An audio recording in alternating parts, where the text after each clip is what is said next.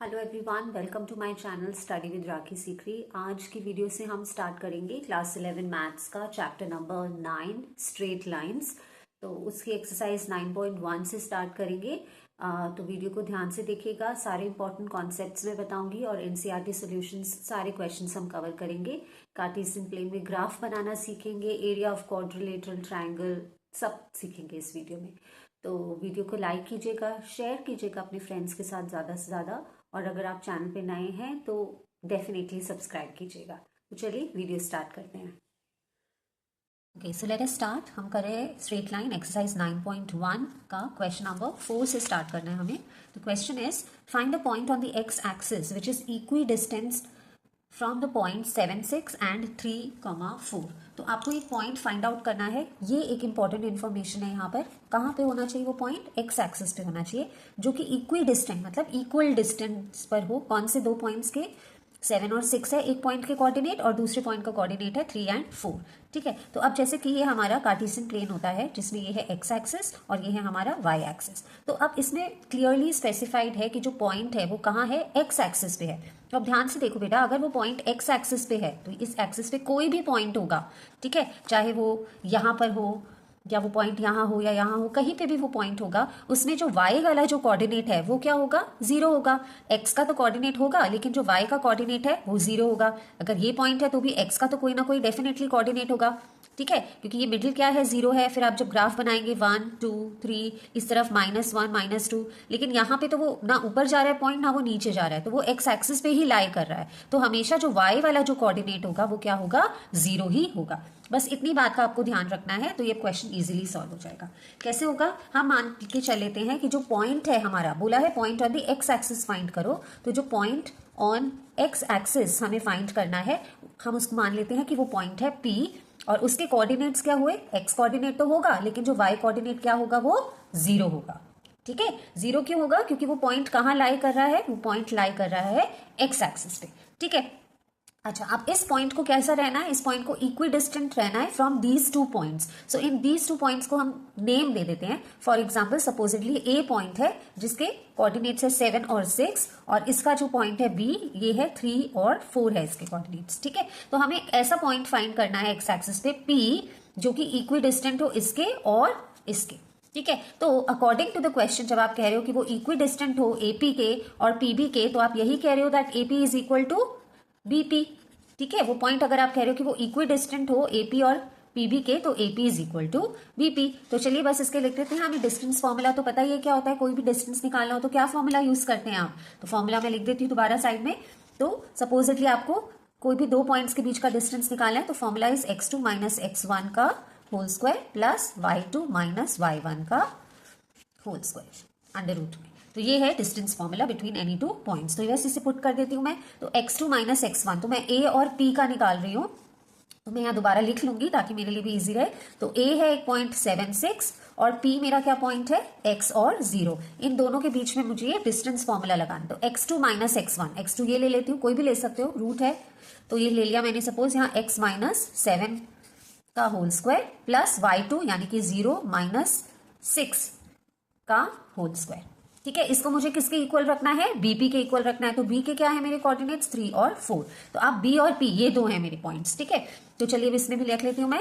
x - 3 का whole square plus 0 - 4 का whole square. Clear है यहाँ तक बात? ओके, रूट से रूट कट कर देंगे तो a - b का होल स्क्वायर खोलेंगे तो a square plus b square यानी कि 49 माइनस 2ab यानी कि 2 7 14 14x, और यहाँ पर ये खोलेंगे तो ये तो 6 का स्क्वायर -6 है ना, तो स्क्वायर होगा तो पॉजिटिव हो जाएगा, तो ये हो गया प्लस 36। इस साइड पे देख लेते हैं a - b का होल स्क्वायर लगा के a square plus b square यानी कि 9 माइनस 2ab यानी कि 2 3 6x। ठीक है, और यहाँ पर 4 का स्क्वायर हो गया 16। अब x स्क्वायर से x स्क्वायर कट गया हमारा, आगे सॉल्व करते हैं। तो ये क्या हो गया हमारा? माइनस 49 प्लस 36, तो इसको हम इधर ले जाते हैं, x की टर्म्स को एक साइड ले जाते हैं और बाकी टर्म्स को दूसरी साइड ले जाते हैं। तो ये हो गया हमारा 49 प्लस 36, और इधर से मैं लेकर आई -9 - 16, और इधर हो गया मेरा -6x प्लस 14x। ठीक है, तो ये तो हो गया मेरा 60, और यहाँ क्या हो गया मेरा? -6x प्लस 14x, ये हो गया मेरा 8x। सो इससे x निकाल लूंगी मैं। x की वैल्यू आ गई मेरी, x की वैल्यू क्या आ गई मेरी 60/8। तो इससे मैं कट करती हूँ, 2 4 ज़ा 8, 230, सॉरी 2 से कट करेंगे 2, और ये हो गया हमारा 15। तो x कितना आ गया हमारा, x आ गया हमारा 15/2। तो ये हो गया हमारा x के कोऑर्डिनेट्स। तो आपसे पूछा गया था point on the x axis, तो जो point on the x axis है x और 0, तो जो वो x के कोऑर्डिनेट्स क्या हैं, x के कोऑर्डिनेट्स हैं आपके 15/2, 0। ठीक है, तो ये है आपका इसका आंसर। आई होप क्लियर होगा आपको। तो आपको सिर्फ एक पॉइंट पी था, इसमें जो ट्रिक था इस क्वेश्चन में बस ये उनका था बताना कि वो जो पॉइंट है वो एक्स एक्सिस पे लाई करता है। तो अगर आप इस इंफॉर्मेशन को यूज करके आप ये इन्फर कर पाए हो कि जो वाई कोऑर्डिनेट जो होगा वो 0 होगा, तब आप इजिली सॉल्व कर सकते हो। आपने ऐसे क्वेश्चन क्लास 10th में भी किए हुए हैं, तो जस्ट एक काइंड ऑफ अ रेपिटेशन ही है। ठीक है, तो ये था हमारा क्वेश्चन नंबर 4। मैं लिखती हूँ क्वेश्चन नंबर 5। तब तक आप वीडियो को लाइक कीजिए, चैनल को सब्सक्राइब कीजिए अगर आप नए हैं, और अपने फ्रेंड्स के साथ जरूर शेयर कीजिए। So let me right question number 5 now. Question number 5 is find the slope of a line which passes through the origin and the midpoint of the line segment joining the points P and B। तो हमें क्या निकालना है, slope निकालना है इस question में। किसका, एक लाइन का जो पास हो रही है ओरिजिन से। तो कार्टेशियन प्लेन अगर हम बनाएं तो ये है वाई एक्सिस और ये एक्स एक्सिस। तो जो लाइन है हमारी वो कहाँ से पास हो रही है, ये मिड पॉइंट, ये यानी ओरिजिन से, सॉरी ये ओरिजिन से पास हो रही है, ओ से। ठीक है, जो लाइन है हमारी कहाँ से पास हो रही है, ओरिजिन से पास हो रही है। अब ओरिजिन से पास हो रही है तो वो कैसे भी कहीं से भी आ जा सकती है, लेकिन बताया है and the mid point of that line segment joining the points P and B. तो ये दो पॉइंट्स भी बताए हैं, उनका जो लाइन जो हम बात कर रहे हैं उसका जो मिड पॉइंट है वो इन दोनों लाइन्स को ज्वाइन करता है। तो ये देख लेते हैं पॉइंट्स पी। देखो अगर लिखा है इसमें 0 और -4, 0 यानी कि ये x का कोऑर्डिनेट है और ये क्या है, y का। तो अगर x का कोऑर्डिनेट 0 है तो इसका मतलब क्या है कि जो लाइन है वो कौन से एक्सिस पे लाई कर रही है, y एक्सिस पे लाई कर रही है। तो ये है हमारा y एक्सिस, ये x एक्सिस, और -4 है तो y एक्सिस में भी कहाँ माइनस, तो ये 0 है। ठीक है, तो -4 समवेयर हेयर, हमें एग्जैक्ट नहीं बताना है, बस हमें एक मार्क कर लेना है कि ये हो सकता है हमारा पॉइंट क्या है, P। ठीक है, हो सकता है कि ये हो पॉइंट P, क्योंकि हमें जो कोऑर्डिनेट्स दिए गए हैं उसके हिसाब से तो ये 0 है एक्स एक्सिस और y हमने नेगेटिव में बना लिया, तो इसका कोऑर्डिनेट हो सकता है 0 और -4। दूसरा कहाँ है, B। ये है 8 0 8 0। अब इसमें 0 क्या है, y का कोऑर्डिनेट है, तो यानी कि जो लाइन है वो कौन से एक्सिस पे लाई कर रही है, एक्स एक्सिस पे लाई कर रही है, और ये पॉजिटिव है। तो समवेयर कहीं यहाँ पर आगे जाके वो लाइन है, वो जो पॉइंट इन्होंने बताया है समवेयर इधर है। ठीक है, तो ये मान लेते हैं ये हमारा पॉइंट है बी, और इसका कोऑर्डिनेट हमें बताया गया है क्या है, 8 0। तो जो ये लाइन है ये ज्वाइन कर देते हैं इनको। ठीक है, तो वो कह रहे हैं कि जो लाइन है वो पासिस थ्रू द ओरिजिन, और उसका जो मिड पॉइंट है इन दोनों लाइन के बीच में है। ठीक है, इन दोनों लाइन के मिड पॉइंट पे से पास हो रही है, तो समवेयर लाइक दिस, इस तरीके से ऐसे। तो ये कोई एक लाइन सेगमेंट है, इसका जो मिड पॉइंट से पास हो रही है, और दूसरा उसका जो है ये इन्फॉर्मेशन है कि वो ओरिजिन से पास हो रही है। तो ये है आपकी कोई वो लाइन सेगमेंट, मान लेते हैं ये है एल।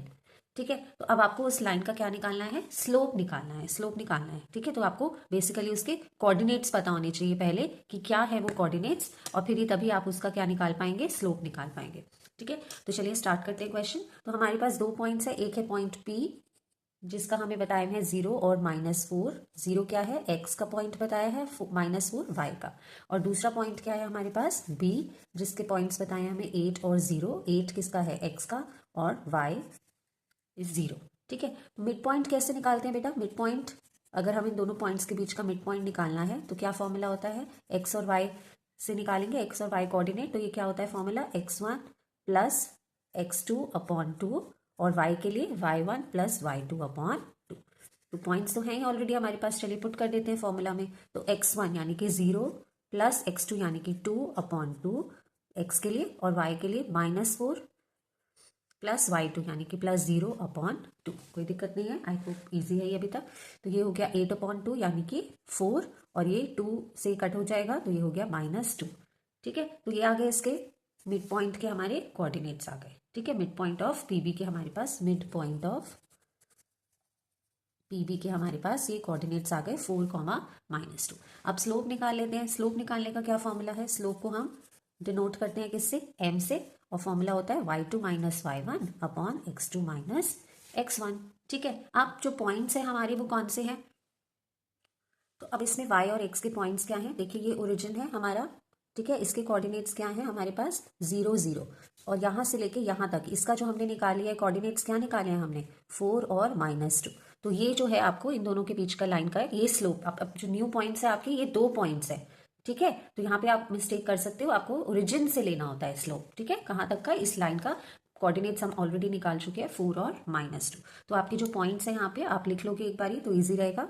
तो पॉइंट्स कौन से हैं आपके यहाँ पर, आपके पॉइंट्स है एक 0 0, ये है x और ये है y, और दूसरा पॉइंट कौन सा है आपका जो अभी आपने निकाला है 4 और -2, ये x है और ये y। तो ऐसे आप ध्यान रखना कि आपको ये ओरिजिन से निकालना होता है स्लोप, ठीक है। आपको ये और दूसरा पॉइंट ना ले लेना। चलिए तो बस अब पुट कर देते हैं इसको फॉर्मूला में। ये है y2 - y1 यानी कि -2 - 0 अपॉन x2 यानी कि 4 -0। तो ये हो गया -2 अपॉन 4, ये हो गया -1/2। तो स्लोप क्या आ गया आपका m, ये आ गया आपका -1/2। ये है आपका आंसर। ये पूछा गया था आपसे, find the slope of the line, slope of the line which passes through the origin से पास हो रही है, और उस मिड पॉइंट का जो मिड पॉइंट है उस लाइन सेगमेंट का इन दोनों लाइंस के मिड पॉइंट से पास हो रहा है, ठीक है। तो ये आपका आंसर था इस क्वेश्चन का। आई होप आपको समझ आया होगा। तो वीडियो को लाइक कीजिए, चैनल को सब्सक्राइब कीजिए अगर आप नए हो बेटा, और अपने फ्रेंड्स के साथ जरूर शेयर कीजिएगा। तब तक मैं लिखती हूँ question number 6। Question number 6 is, without using Pythagoras theorem, show that the points 4 4, 3, 5 and -1 -1 are the vertices of a right angle triangle। अच्छा, अब पाइथागोरस थ्योरम लगा के तो डेफिनेटली हम इजी निकाल सकते हैं कि राइट एंगल ट्रायंगल है या नहीं, बट उन्होंने कहा है कि आप पाइथागोरस थ्योरम यूज नहीं कर सकते विदाउट यूजिंग पाइथागोरस थ्योरम। तो 3 पॉइंट्स गिवन है, आपको बताना है कि ये जो तीनों पॉइंट्स है ये वर्टिस है किसके, एक राइट एंगल ट्रायंगल की। तो राइट एंगल ट्रायंगल की प्रॉपर्टी क्या होती है, राइट एंगल ट्रायंगल की प्रॉपर्टी होती है कि वो 90 डिग्री का एंगल बना रहा है, ठीक है।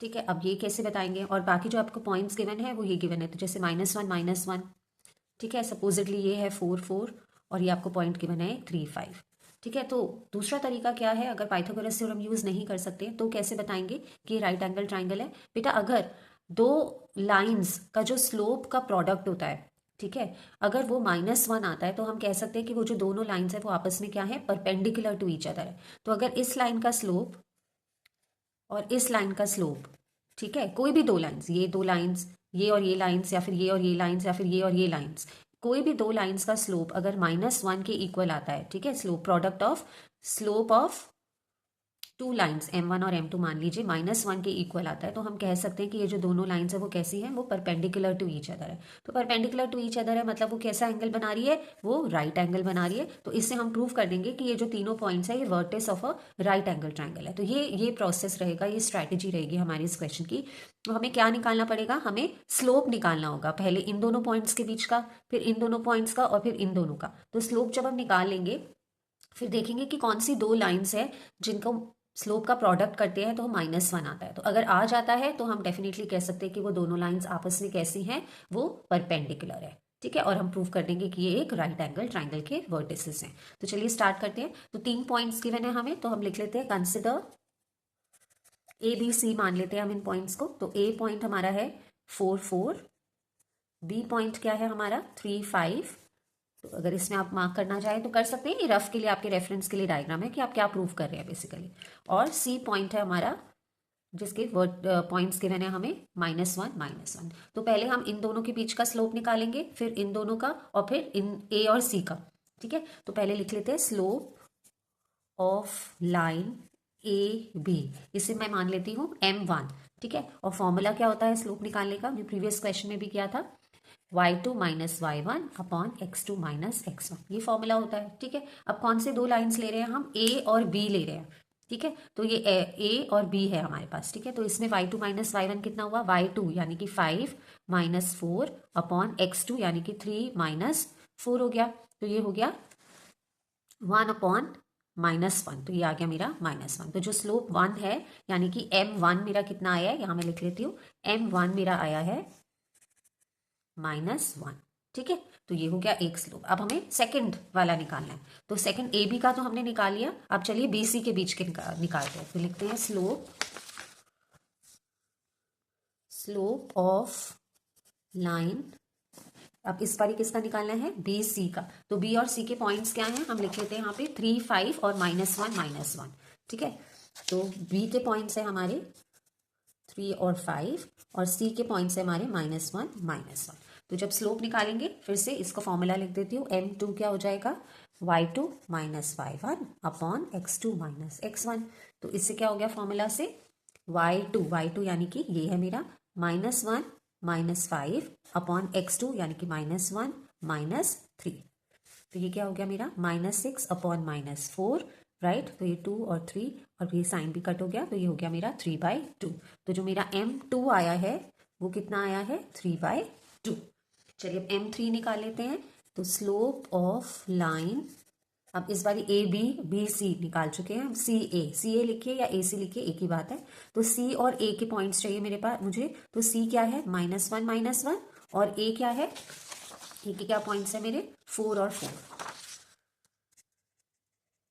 ठीक है, तो m3 क्या हो गया मेरा, अगेन फॉर्मूला लिखूंगी, y2 फॉर्मूला लिखना बेटा आप एग्जाम में, मार्क्स मिलते हैं इसके। ठीक है, इज इक्वल टू y2 क्या है मेरा 4 माइनस ऑफ -1 तो +1 हो गया, और x2 माइनस x1 4 और ये भी क्या हो गया माइनस ऑफ -1 +1, तो ये हो गया 5/5, ये हो गया मेरा 1।